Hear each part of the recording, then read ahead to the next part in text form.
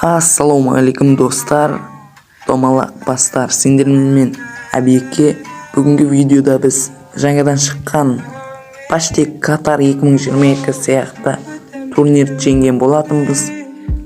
Негізі 9 победа керек болатын, мен 10 ойын ойнап, біреуін ғана поражение алған болатынмын. Енді мен Португалия таңдап осылай жеңген болатынмын. Енді осы 10-шы ойын. Ендеше қазір бесплатный легендарный агент аламыз, содан кім түсетін көрейік. Жалпы менде игроктар көп, бірақ сонда да ашып көрейік кім түсетін. Ал ендеше көп сөзбай бастайық. Ал енді бастамас бұрын турнирді көрсетіп жіберейін. Міне 9 победамен жеңген болатынмын. Сіздер видеоға лайк басып арнаға жазылып кетіңіздер.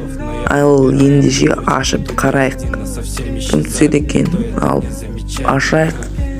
Жалпы бізге негізі нападающий керек еді. Ал ендеше кім түседі?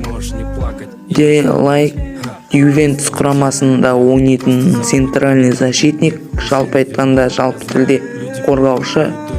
Бізде қорғаушылар көп, бірақ бұл да артық етпес. Жалпы ойнауға нормальный.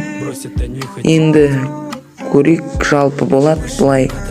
Ал ендеше видео осындай болды. Қош, сау болыңыздар.